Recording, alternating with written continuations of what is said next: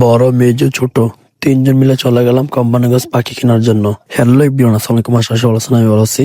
আমি আজ যাবো চলে আসলাম একটি নিউ ব্লগ নিয়ে। আজকে আমরা চলে যাবো কোম্পানিগঞ্জ পাখি কেনার জন্য, আর পাখি সম্পর্কে সবকিছু আপনাকে জানানোর চেষ্টা করবো। কোম্পানিগঞ্জ কোথায় পাখি পাওয়া যায়, কিভাবে যাবেন, এগুলো সবকিছু আজকের এই ভিডিওর মধ্যে বিস্তারিত থাকবে। বাচ্চার মধ্যে কিছু সুন্দর মুহূর্ত।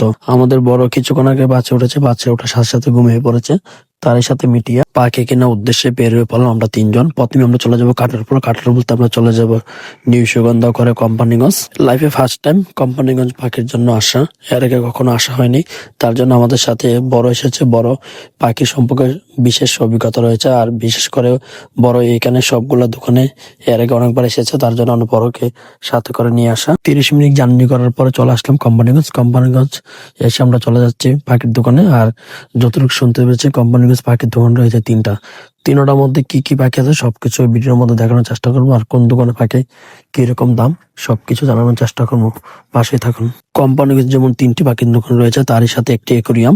আর প্রত্যেকটি ব্যবসার পাশাপাশি অন্যান্য ব্যবসা রয়েছে, তার কারণে আহামরি তেমন সুন্দর নয়। আর বিশেষ করে প্রত্যেকটা দোকানের মধ্যে পাখি প্রচুর দাম। কোম্পানিগঞ্জ পাখির দোকানগুলোর লোকেশন হলো, 2টি দোকান পড়েছে নবীনগরের যে রাস্তাটা এরই পাশে।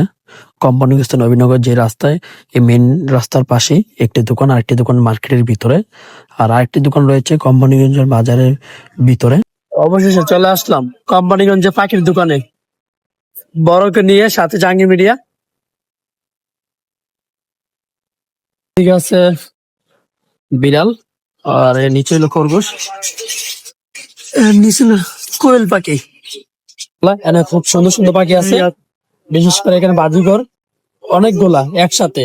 আর সাথে গুগু আছে, ডায়মন্ড ডাব আছে, সাথে এদিক দিয়ে টিয়া আছে। এটাকে টিয়া বলে, এটাকে বলে তুতা।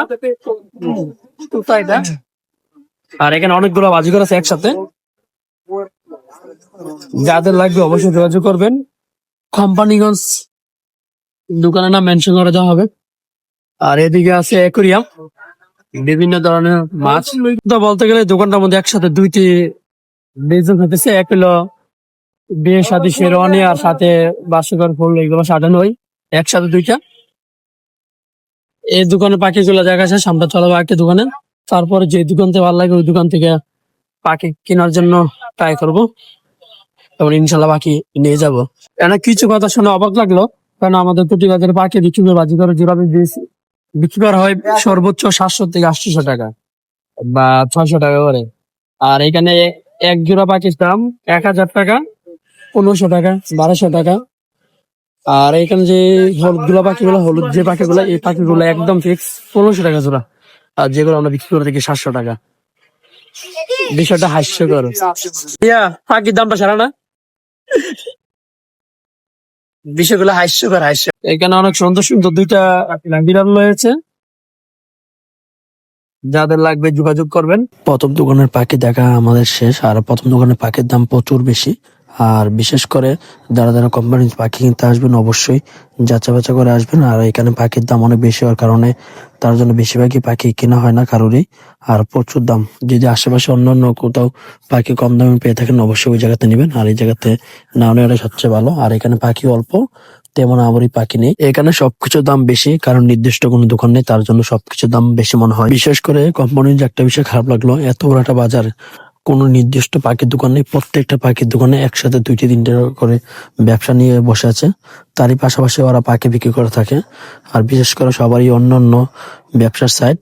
আর পাখিগুলা এমনিতেই ওরা পালন করে থাকে কিছু প্রফিট করার জন্য পাশাপাশি।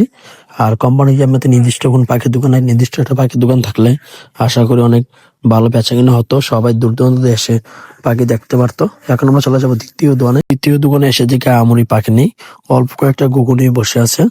আর নাকি পাখির দোকান নেই। আর 3টা পাখির দোকানে আপনাদের দেখানোর চেষ্টা করলাম।